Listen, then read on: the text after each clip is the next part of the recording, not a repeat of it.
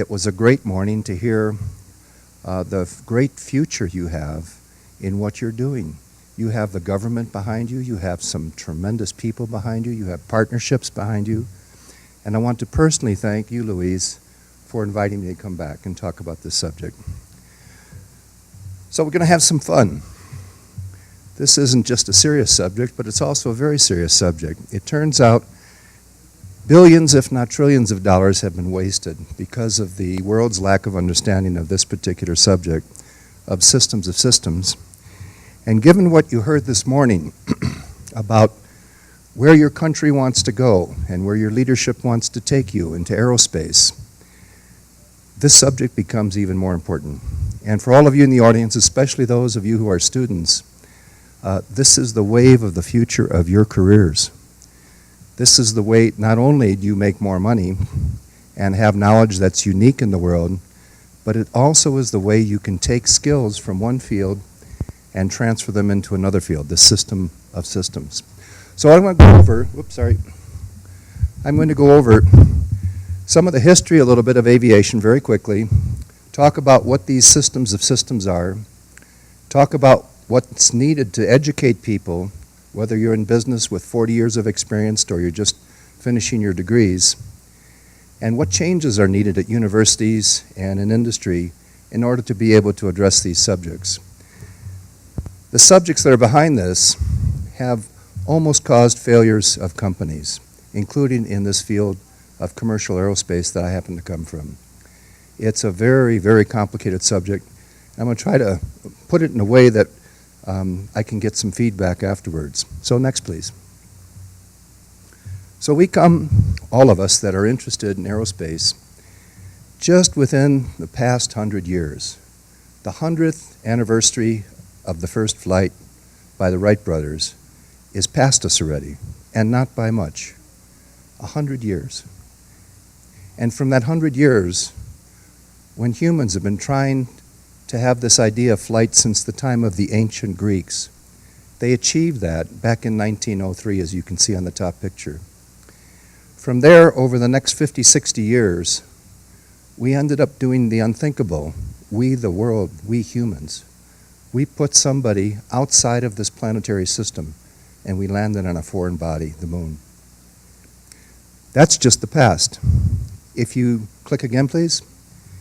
If you take a look at where we're at today, and then we're going to take a look at where we're going, I'm just going to look at parts of this because you've heard about nanosatellites, and we could have a good talk about satellite swarms at this level, which is very important. But let's just look at what you can do on something that you have a chance to experience every day. You can fly.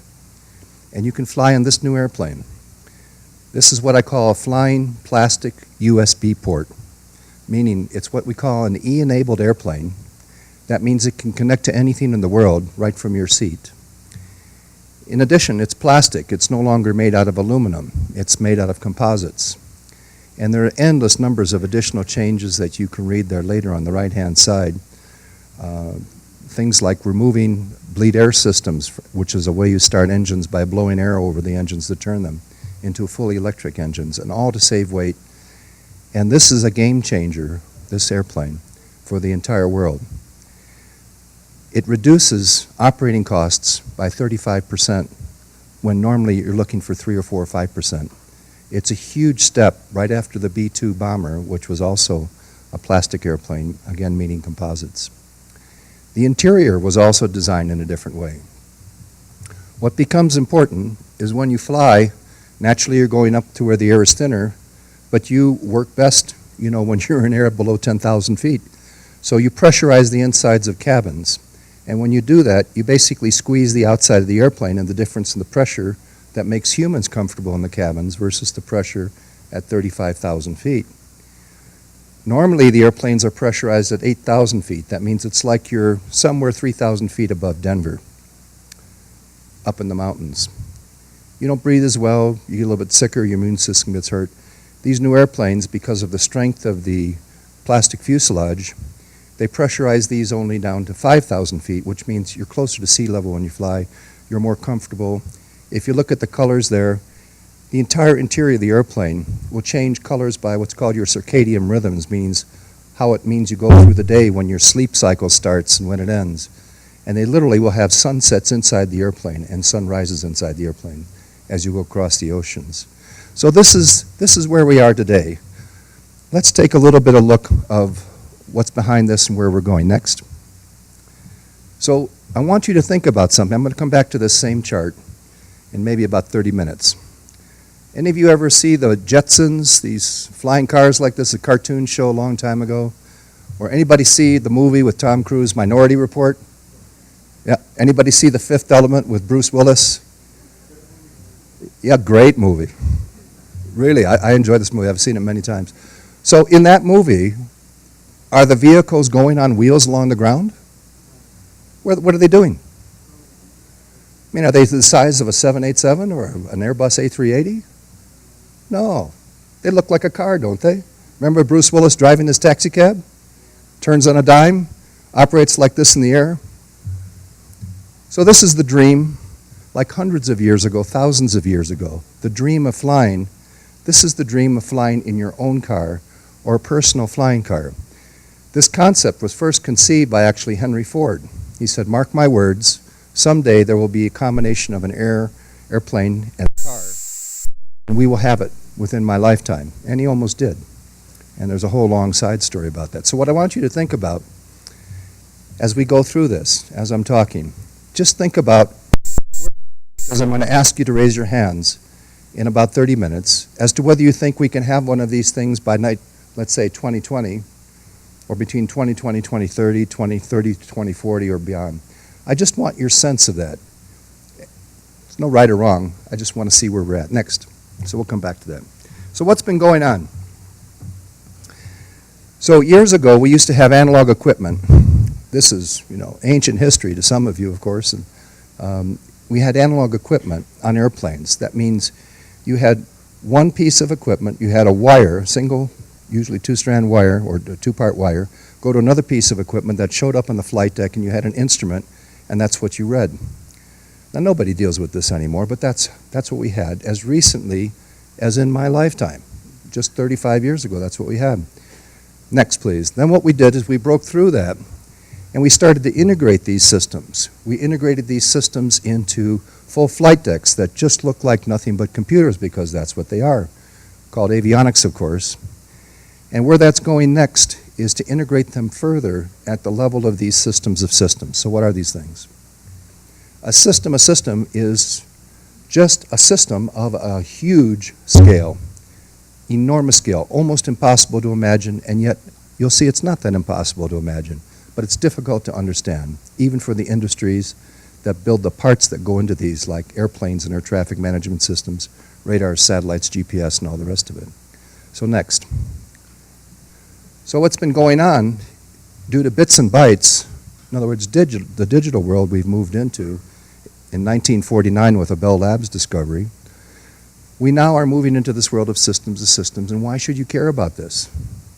The reason you should care is because whenever you have a higher level entity, it governs the requirements of what everything else, that means all the industries, all the research you do in academia, all the government policies, the particular cabinet secretaries you have in a country, where the money is going to flow. It serves as a big integrator of a larger concept than just, like in our case, an aerospace vehicle, whether it's a satellite can, a huge one like the GEO satellites, or whether it's an airplane, or whether it's any other part of the system that comes together on this. So they're going to emerge as major integrators and requirement specifiers for what we all do everywhere in the world, and not just in aerospace, and that'll be a key. The second thing is whenever a structure like that changes, the money will change. We just heard about what your Mexican plans are this morning, and you're going back to where the future where you were in the 60s and catching up now at incredible rates and with an incredible focus, which makes it exciting, particularly for anybody here below 40. I mean, you have a completely different opportunity in here to work with the United States, work with Europe, work with Japan, work with China, virtually, doing design. That's what we do already at Boeing. We work on a 24-hour cycle. The people in Seattle work a normal business day, they go home, they go to sleep. The people in Moscow wake up at our design center in Moscow, They design, they pick up the designs digitally from Seattle. They continue to design. They go to sleep, send the stuff back to Seattle, and on it goes. Same thing can be true for you. Next. And your careers are going to change on top of that. And you're not going to just have one career, as most of you probably know. You're going to have many careers. So when you invest in yourself, because you're doing that here at universities, you're doing that when you're at graduated already at a university, you're investing in yourselves. How can I transfer those skills, you might ask yourself, so I can do something more interesting in 20 years or 10 years or whatever? So that's part of this subject and part of where your careers are involved. So let's take a look at a few of these. There's many levels of these systems of systems. The ones I want to talk about are what we generally call systems of systems of global and national significance. Things like healthcare. So next. So let's roll the clock back a few tens of thousands of years. If you go back, let's say 10,000 years ago, 40,000 years ago, but let's not say 100,000 years ago when humans first emerged and the DNA changes. If you go back in that time period, we worked like animals and then increasingly like humans, and we started to work in tribal societies and small groups, and we found that they didn't find then, but we can do this looking back, there were certain societal functions, no matter how big the society was, that would occur. Things like you're seeing up here. There would be different ways to assure, for example, human health. You'd have witch doctors, you'd have shaman, you'd have many other roles that have been proven already to go back thousands of years when they do the archaeology. Similarly, there's something called privacy, or sometimes it's called psychological boundaries in the past few decades. Another function that you would have, it would be implemented in different ways. They observed the earth. They observed the sun, and they tried to make predictions about that, and they saw gods in this and so forth. They took a look at moving things, and the wheel was discovered long before we could write about it. That wasn't discovered until around 3,100 years ago. And on you go through the list. They had security. One tribe would fight another. You needed weapons. How did they do that? Sometimes there were fights internally, what we would deal with as police to these days versus our national defense forces in whatever country. They provided infrastructure, originally trails, these days, of course, highways and highways in the sky. They looked for energy. Water became one of the key means of having energy. Rivers, later canals, and so on. And there were means of trading, or what today we would call finances. So all these functions that you had in society tens of thousands of years ago, we still have today. The difference is what? The difference is we added technology to the cocktail. So we replaced what humans did completely by themselves with lots of other stuff, and that's the stuff we're educated in today and what you're going to do in aerospace. Next.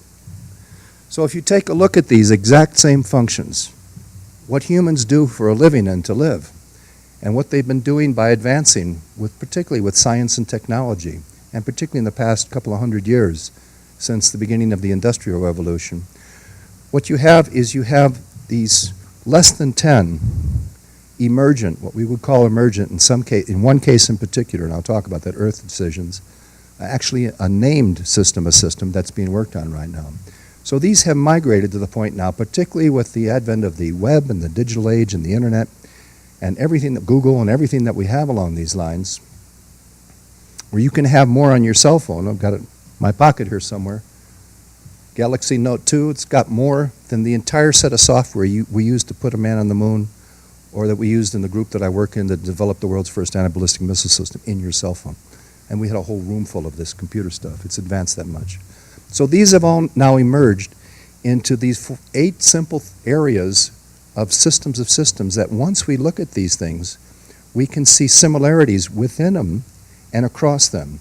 And that means once you understand how a system is defined and works, you can transfer that knowledge in your career or your company or your institution from one area to another. You can open up new business sectors, for example.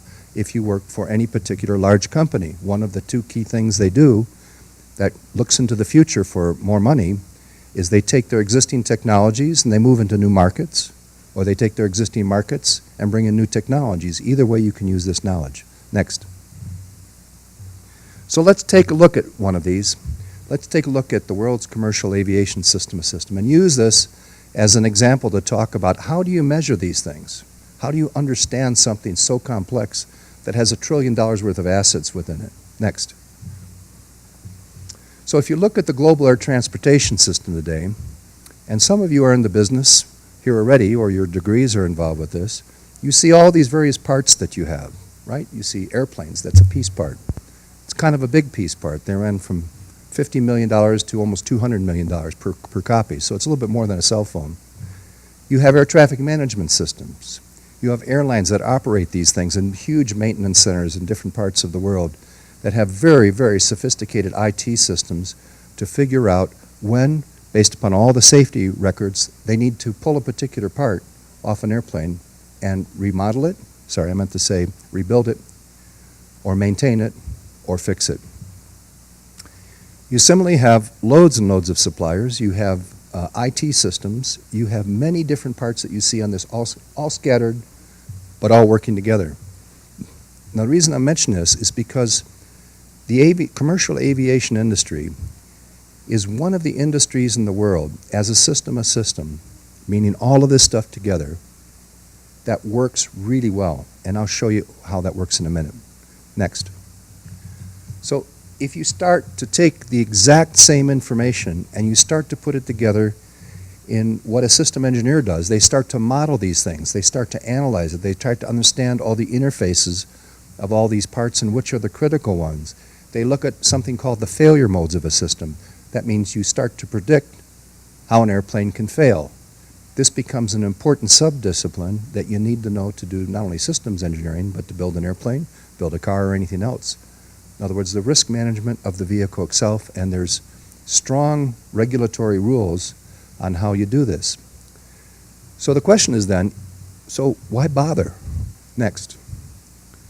Why bother is that you can start to take this huge level of complexity, and it is complex. People can spend their whole fields, their whole career in one subpart of one field of one of those dark blue boxes. You start to put this all together, and you can put some very simple metrics around this. And the three metrics that I'm showing here right now are the effectiveness of the whole system, and we'll talk about that in a minute, the costs of delivering the performance of that system, and the safety of the system. And by safety here, we can talk about it in a couple of different ways, but the classic way we do it, and we have to certify airplanes too, is we talk about the economic safety, meaning you blow up an airplane, and the personal safety of the people on the airplane. And since 911, we talk about anything that airplane could be used at as a weapon, like buildings. So all of these are factors of safety, and we measure these. So let's take a look at this for a minute. So the effectiveness, if you look at that first chart, the effectiveness of aviation had a tremendous growth from the 1916s, like when Boeing was founded, and earlier when the Wright brothers in 1903 did it. It just had an exponential growth for a period of time in speed, performance, altitude, passenger comfort, all of these areas that you would measure that you would consider the effectiveness of designing an airplane and flying it in the airspace. Then it has leveled off. So if you fly on a 707 or you fly on an Airbus much earlier airplane, what you'll find is the shape of the airplane looks pretty much the same. From a passenger point of view, you don't get there much faster. The only example that we had different than that was the Airbus transport, the SST, the Concorde.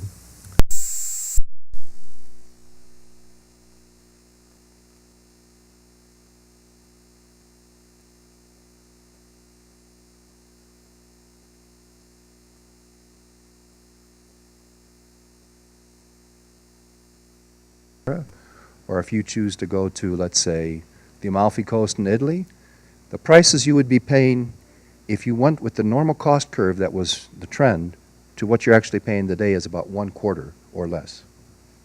So the cost performance is done exceptionally well in this field. How about the safety performance? If you plot these, and this is part of my own career, if you plot the safety of these airplanes by a measure none of us really like to talk about, but how many people die a year? Well, it turns out we lose roughly about one major hull crashed with people in it per year.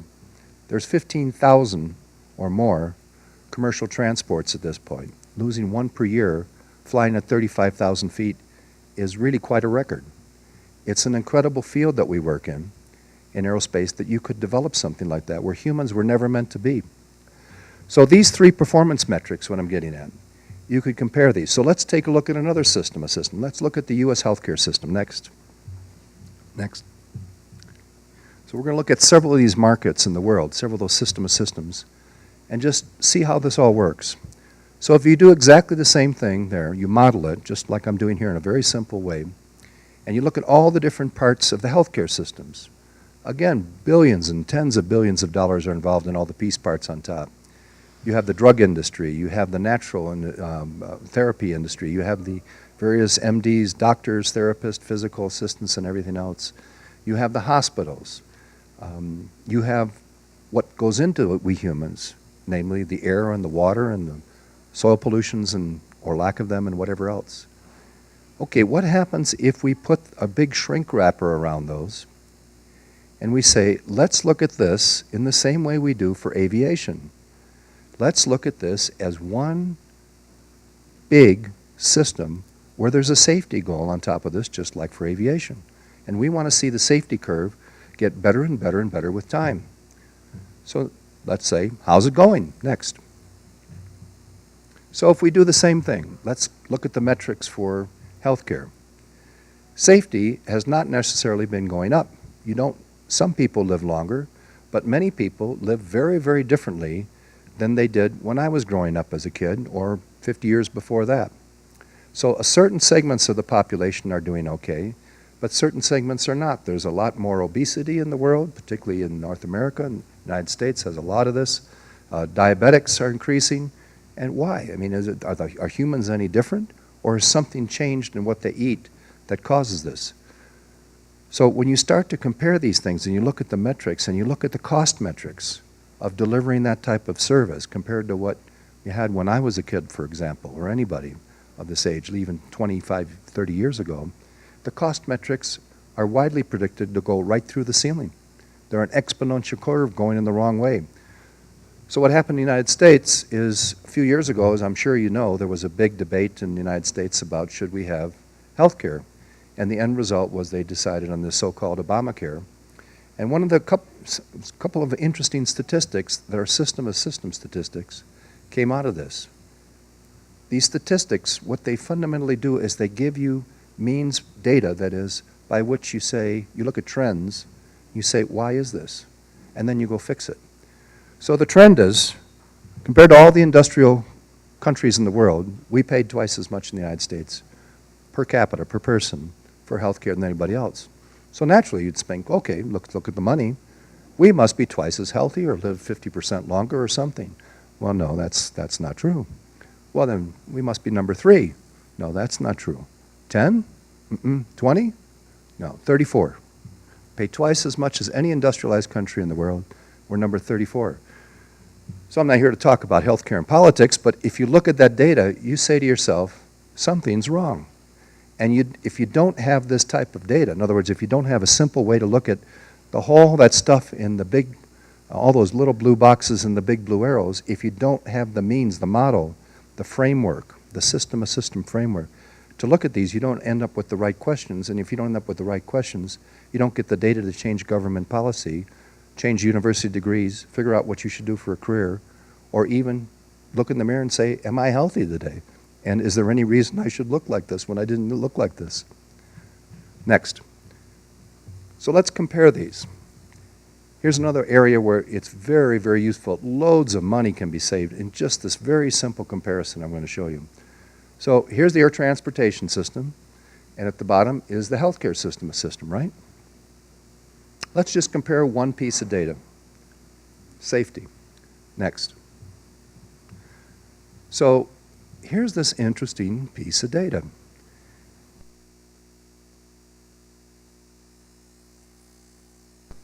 How many airplanes crash and kill people a year, and how many die? You know, it's up there at 35,000 feet. Humans aren't supposed to be at that altitude. That must be kind of complicated. Must be kind of dangerous. 250 people, let's say, plus or minus, depends on the year. And it's way down from what it used to be. So the industry's done a great job. All right, well, let's take a look at just the U.S. Now that's global, 250 global. Let's just look at the U.S. on ground transportation. 44,000, plus or minus. Some years 40,000, some years 50,000. That's a lot more people, isn't it? A lot more people. Orders of magnitude more deaths. Why does that be? I mean, if your car stops, you roll off to the side of the road, right? You call a tow truck on your cell phone and you're off having dinner somewhere else. If the engines stop at 35,000 feet, what's happened? You're over the oceans, what happens? You don't get on your cell phone and have dinner, you die. So there's something wrong with this picture, right? So let's do one more. Let's compare it now with the safety of walking into a hospital in the United States. You walk into a hospital, you've got a cut, you need some stitches, you come out dead. There's something wrong with that picture. That doesn't seem like it's that complicated, does it? So the numbers, we don't gather these statistics in the United States. Maybe you do in Mexico. I've never asked the question. But if you look at this, one would say right away, maybe we should have something like the same government policies that we have for aviation for health. Wouldn't that make sense? It's over 100,000 people just in the United States, and most likely that data is off by a factor of 4. So what systems of systems can do for you, they can give you a way to think about the world we live in differently, about all these 8, 9 aspects of the world, from transportation to communication and all the rest of them. And this is just one example where you can cross-compare knowledge from one field to a completely different field, let alone within the field, like commercial aviation or just healthcare. Next.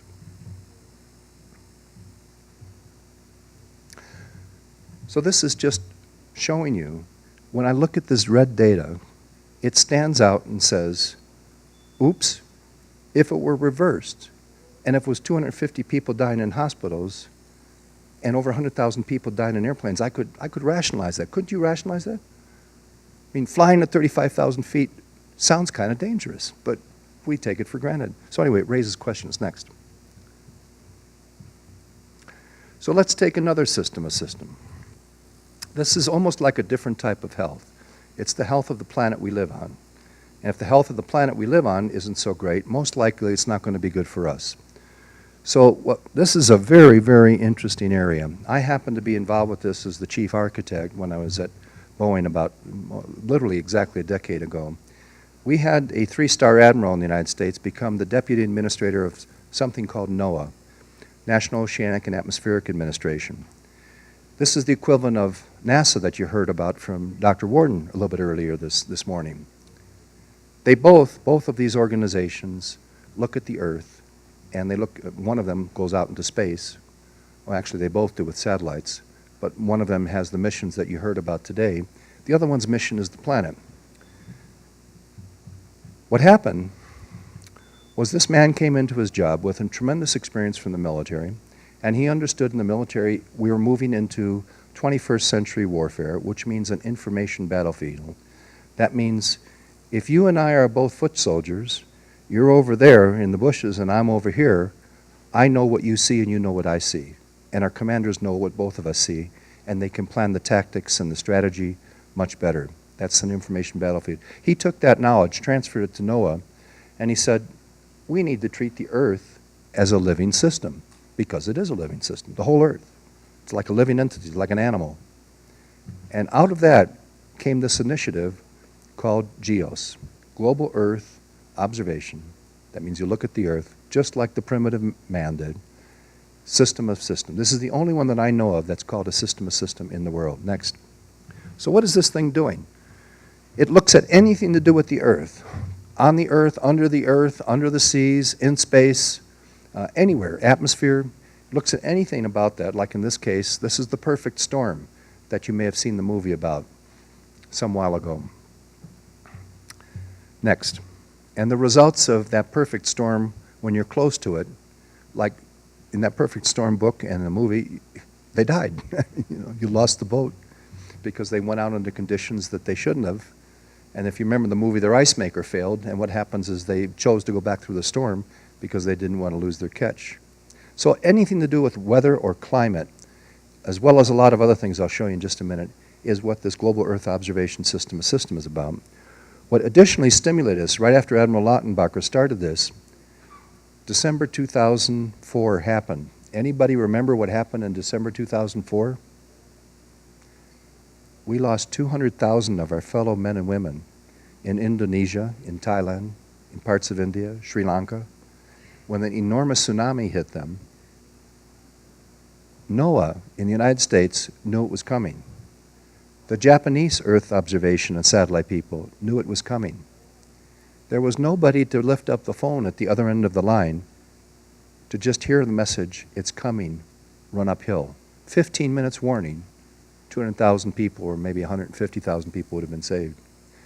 As a result of that, that particular incident, and then next year, Katrina, both brought about additional emphasis for this organization, which became known as GEO, which runs a particular system of system called GEOS, the Global Earth Observation System of System.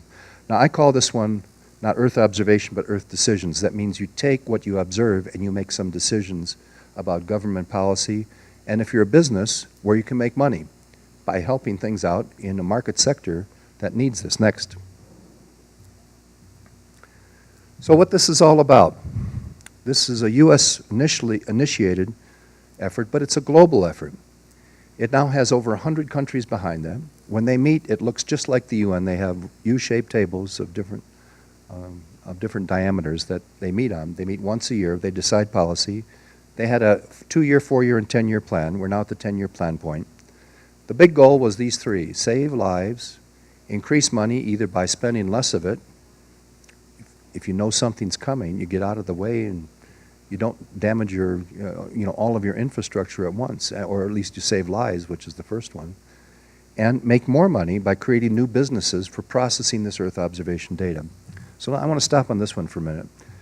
I had a talk with Louise last night, and this is one of those areas where I think all of you that have aerospace skills can contribute at this level. It takes only one person, whether PhD or no degree at all, to come up with some unique way to access this public domain information of the world working together to create these common data sets and phones at the other end of the line to save lives. That data is available to every one of you in this room. If you can understand these systems of systems in any way, shape, or form, even without the words, and come up with an algorithm to better process that data to predict something for Mexico you hadn't formally predicted, or predict something for the world, you individually or your company can make loads of money. So that's what I mean for fun and profit. This can be very, very profitable in the best way something should be profitable, which is helping humans. And thirdly, their goal is to improve the environment. Next, all on a global level. So they chose 9 particular areas. So they divided up the system and said, okay, there's probably 50, I think they came up with, areas where there are potential benefits of observing the Earth better systemically across the whole globe, having standards for sharing that information, and then developing algorithms to predict stuff, and then using those algorithms and predictions to either save lives, make money, or better the environment. The 9 they chose out of the 50 were these. So human disasters, human health, natural, by the way, natural and human-caused disasters, weather forecasting, meteorology, for example, energy resources, water resources, the idea of sustainable agriculture and sustainable fisheries, ecosystems, oceans, and climate change. Now, any one of these looks kind of big. Next. So I'm just going to take one to give you an idea of the scale that's involved here and the potential for all of you here, because remote sensing is best done from space. And by definition of everything you heard this morning, that means satellites, whether they're tin can satellites, nanosatellites, swarms of satellites, or great big $6 billion satellites like the GEO system that sits out at 25,000 miles and is where you see the weather when you're looking at TV channels these days. So just this one, excuse me, just natural disasters. If you take the entire U.S. economy, depends on the year, and of course the past few years haven't been so good, but it was around 14 trillion when I first looked at these the monies involved. That's gross domestic product, or GDP. 1/3, this is almost hard to believe, it was hard for me to believe when I looked at it, 1/3 of that entire GDP of the United States is at risk. They don't mean you lose it, but it's at risk every year due to seasonal climate variations, weather, like let's say a tornado shows up and takes out your whole village, mispredicting the seasonal climate variations where you predict a cold winter in Minnesota and you manufacture lots of gloves and heavy coats and it ends up a mild winter and you lose a lot of money off that, or vice versa, it gets colder in Florida and you lose all your citrus grove. This is an enormous amount of money. Where there's an enormous amount of money, there's an enormous need for help from all the skills in the world. Next. Excuse me. Let's look at one more. So one of the other systems of systems is the global financial system. Anybody know what happened in 2007? We had a little bit of problem in the world. So I want to show you a different way to look at these, to do pattern recognition. Systems of systems are about not exact calculations, 2 + 2 = 4. They're about looking at trends to figure out questions you should be asking and weaknesses in the system of systems performance, or too many lives being lost, or too much money being wasted, as in the U.S. healthcare system and so on, to figure out trends such that what you can do then is when you see the data, you figure out where you should be investing money, investing a whole new university, new degrees, new research. So let's look at the next one. Next. This is a very, very interesting curve that was just done in the United States about 3 years ago. They found out through the Freedom of Information Act that they could find out the incomes reported on the IRS taxes of all the citizens of the United States all the way back up to when the income tax was initiated around 1910 or so. So they did something really fascinating. They plotted the ratio of incomes of the richest people in the United States to the poorest people. And then they grouped those into different percentage brackets, and then they plotted this thing. And if you look at this, what stands out? Next, couple peaks. What happened at these peaks? October 29th, 1929, we had a peak where the ratio between the richest and the poorest was the highest. In other words, the spread between how much the richest made as groups and the poorest made was highest. Now, there's nothing wrong with making a lot of money. That's not the point. But the point is, look what happened. Exactly when these peaks happened, in 1929, and again in 2007, exactly when the market peaked again, and then the whole world collapsed. Everywhere in the world, because we're much more tied together. In commercial aviation design, we call this a single point of failure. That means one thing goes wrong, in this case the banking institutions, and it brings down everybody. One thing goes wrong in the fuel tank of a 747, TWA Flight 800, and the airplane crashes in the Long Island Sound and everybody's killed. This is a single point of failure. We go through enormous efforts to analyze every possible failure of an airplane and correct it before we're allowed to get certified that that airplane type, what we could call a type design, can fly. So that's the safety of our lives. What about the safety of owning our own homes? Or just being able to retire, or just having the money you worked for years? Well, that happened in 2007. Millions of people lost their homes that they'd worked hard for and they paid for and the rest of it. And what's interesting, and this is in a movie you can all see, a documentary movie, it's called Inequality for All. It's interesting data, and there's an org site you can go for this too. What he did is when he correlated all the different parameters, they had this exact same shape. So, next.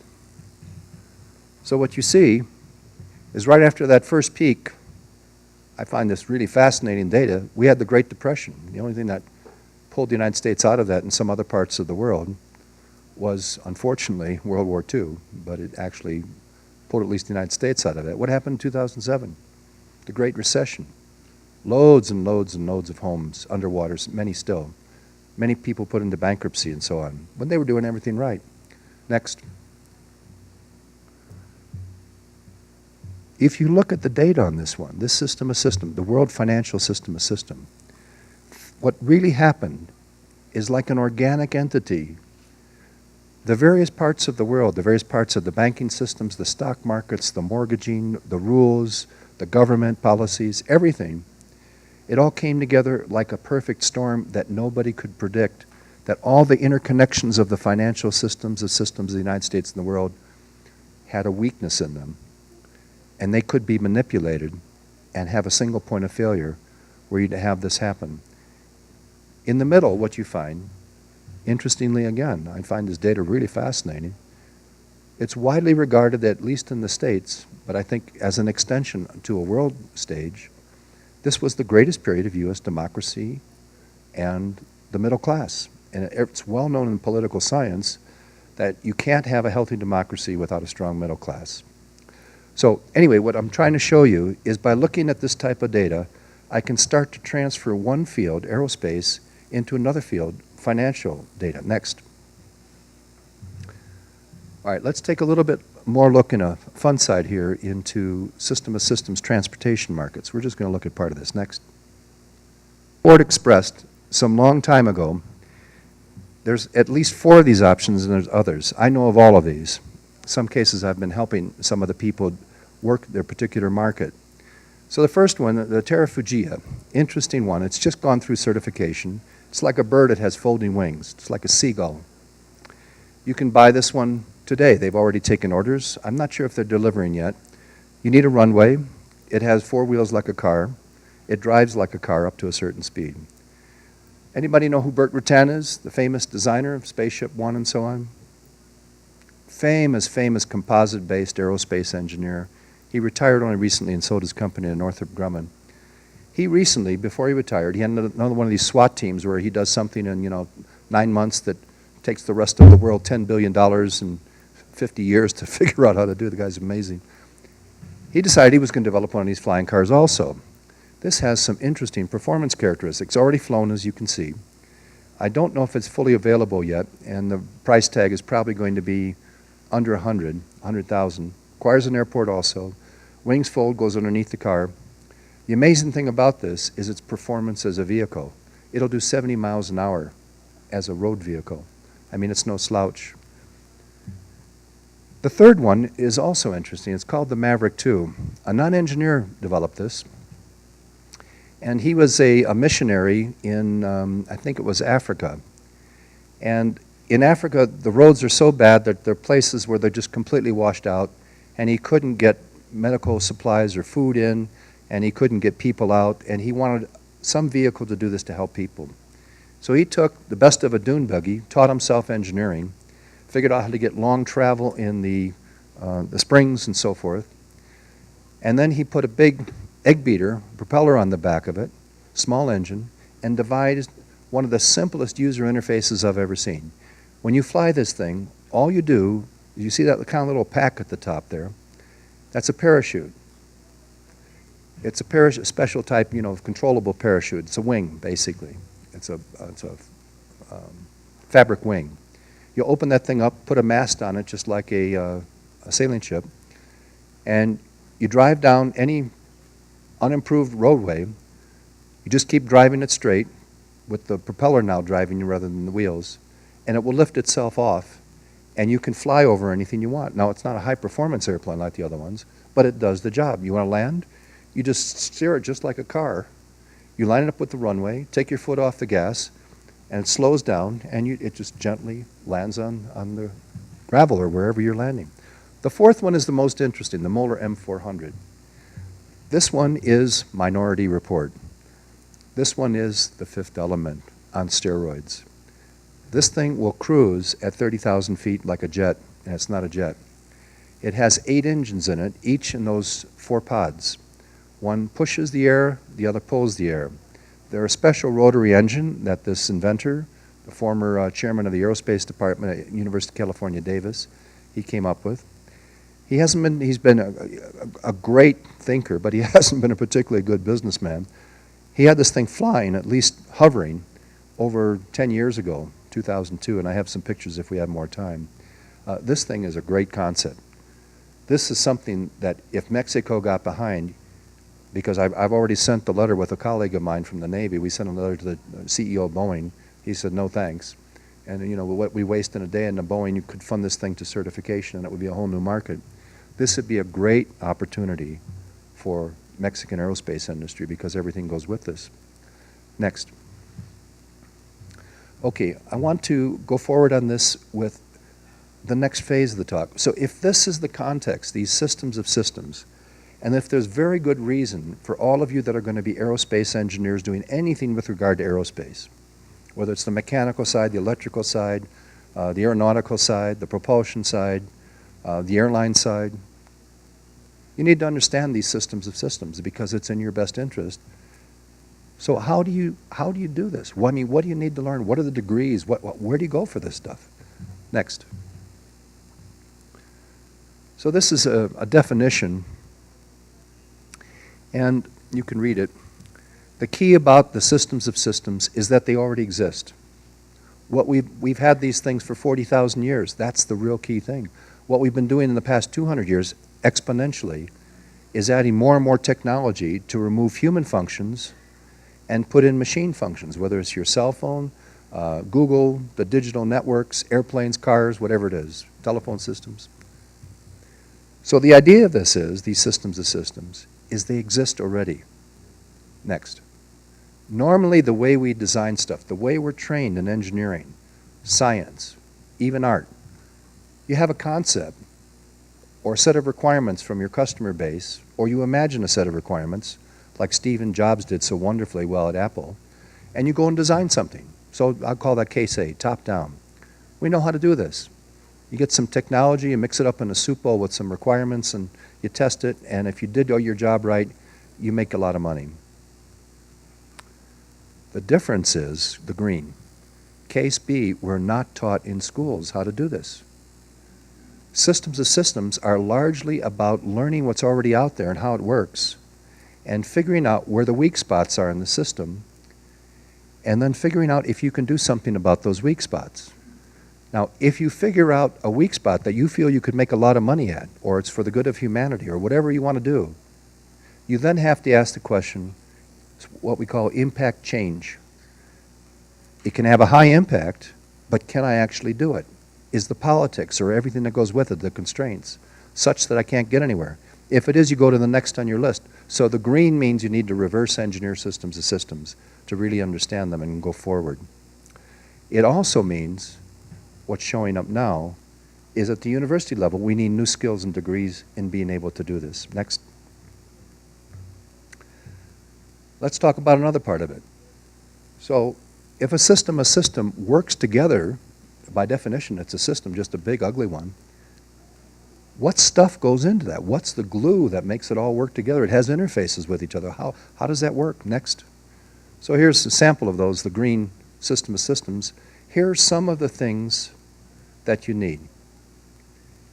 It turns out every one of those blue boxes is a domain of IEEE, the Institute of Electrical and Electronic Engineers.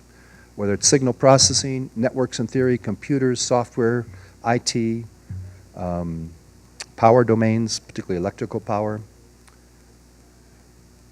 These are subjects. If this is what it takes to glue one together, and everyone that I know of has every one of these blue boxes that it needs, it relies upon, every one of those green systems, it means those of us that want to understand these things, we have to understand a little bit about those subjects, so we need degrees that tell us enough about each of those blue boxes and what's the same and what's different, so we understand how to integrate things. Next.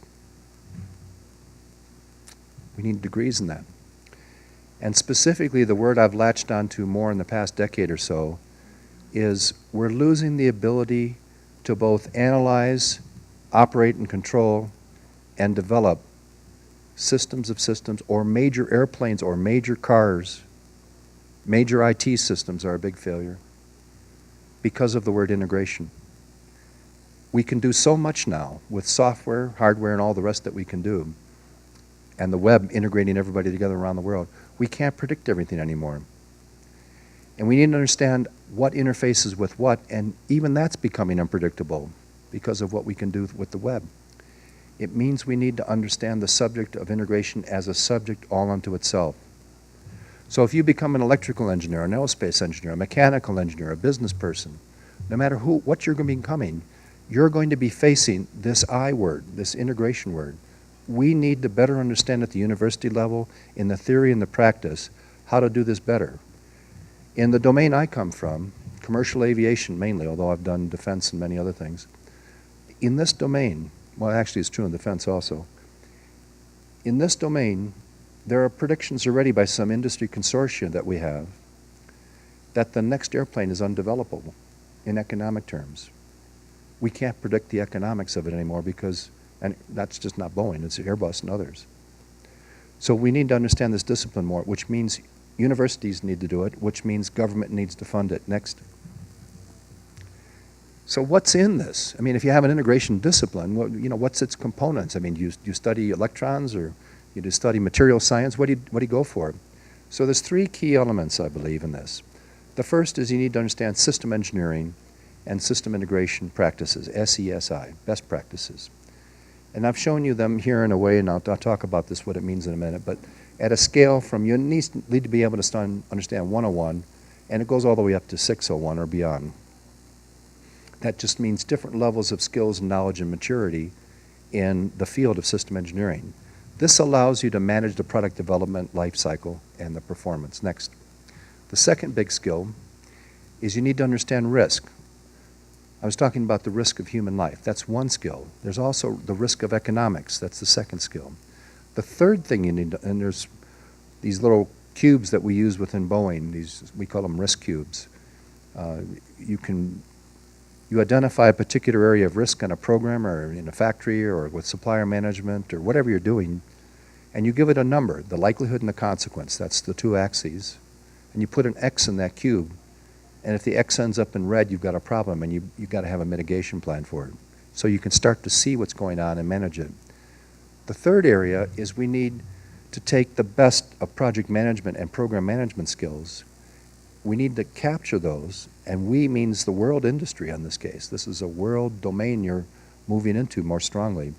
And then we need to integrate all three of these subjects together and put them into a new degree program. Next. And transfer them to major industries. And where you're going in Mexico, you have this tremendous opportunity because you're educating so many smart people right now. Why not educate them in how to do this stuff? Once you know this stuff, the rest of the engineering becomes simpler. Yes. So I think I've gone out of my time, so I'm going to just finish a couple of charts and show these to you and then stop.